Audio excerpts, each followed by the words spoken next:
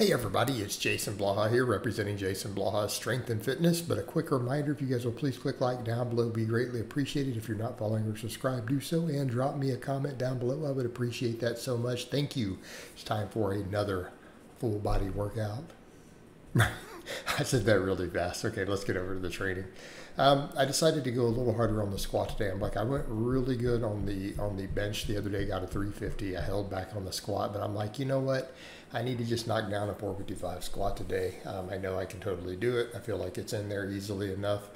It's the 405 felt okay, so let's throw 455 on the bar and let's just hit that squat, right? Let's hit that squat.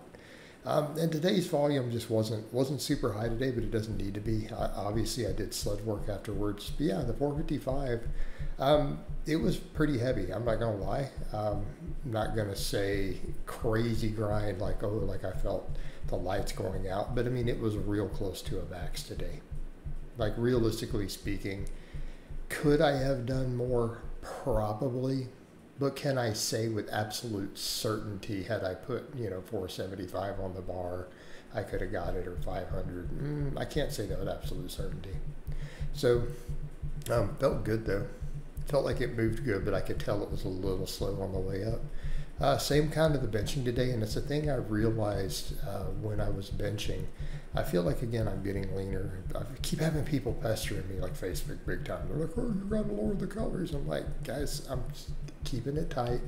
I've been bumping my salt back up. I've been doing stuff like I'm not that worried about whooshing water off, guys. I'm not worried about dropping extra water. I'm just gonna keep burning fat. There'll be phases coming up to where I do pull the calories down even a little more during the feed window. But I'm focusing on the fasted training, keeping everything good on the diet. And we're just going to keep losing the fat. And yes, the waistline and everything, and the waistline will tighten up as we get leaner. But I've got to be consistent. I think this is where people, they jump in too much, and I know they offer advice. I don't think they fully understand the fact that this is how swooshes and whooshes happen. And when you start worrying about them and you panic and you do drastic stuff, instead of saying, let's just keep my metabolic rate high, let's continue to burn through it. And as long as we're in at least some deficit, we're doing our fasted cardio, we're doing our stuff, the fat will come off, the scale will eventually budge. Just be consistent. Like there's no need to go into a panic and, well, let's do something drastic. Because I mean, I could drop water anytime I want. I could drop 10 pounds of water anytime I want. I don't want to drop a bunch of water. I want the training to be really good, right? I'm trying to just strip down the body fat, but I'm enjoying the fact that I may be recomping a little with some of it. So yeah, I'm keeping the water weight high, and that's what people are missing. They're not grasping when I say, no, I've added more salt back in. I'm adding lots of water. I'm okay with that. We'll get leaner.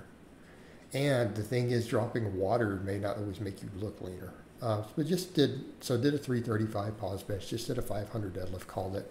I decided to do some incline today, and I did a good top set, but I noticed it the same thing after the incline last time.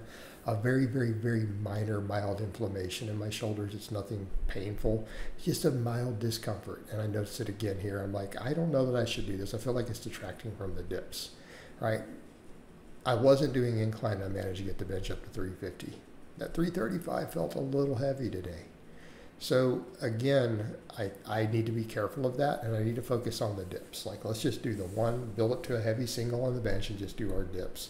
The dips have done really well for me recently. I feel like they've done really well for my shoulder health. I feel like they've done really well in carrying over to the bench, building chest and triceps more. Let's just push dips. I'm going to not even bother with the incline. I only did 2 sets of dips today because I could feel that incline a little, but I decided to go heavy. I'm like, let's see if I can rep the 90 from the bottom, coming from the bottom up like I've been doing. And I got 5 reps, but I got 3 by 8 last time with the 55. So again, I managed to get 8 again. So I may go back and just work with the 55, do my 3 sets, and not bother with the incline. It's like I like incline, but the dips are giving me so much right now. We've had really good shoulder health with all of it. My shoulders have felt great. It's been carrying over to the benching in spite of all the fasted cardios, in spite of being down 17 pounds. Let's just keep doing them. Live on dips and chins. And like I said, I've been torn on chin-ups versus pull-ups, but I've also realized, look, I need the bicep. Pull-ups or chin-ups work my lats just fine. And I want to mess more with this wider grip chin because I do notice it really seems to open my shoulders up on band pull aparts. I know a lot of physical therapists who do this same sort of thing. They like to do a fairly wide grip weighted chin. So like, let's do this for a while. I want to see if it improves my shoulder mobility. It'll definitely work back in biceps. But I kind of looking at even the incline and the other stuff and going, if I have anything left at the end of these workouts, like feel strong and good work capacity, probably should go into biceps, right? Probably should go into biceps, right? Because again, really biceps are still a weak link for me.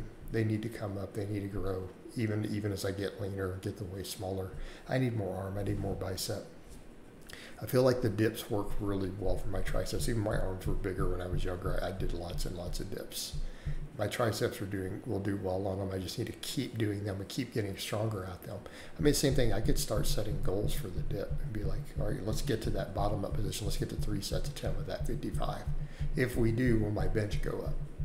I think it will, because the bench went up and we finally got to 12 reps with the 45 the same time, like the workout before. So I feel like it will carry over. So we pick up 2 more reps with that. I think we're good. So again, we did the wide grip chin. Same thing, I'm doing the barbell curls a little wider, a couple inches wider.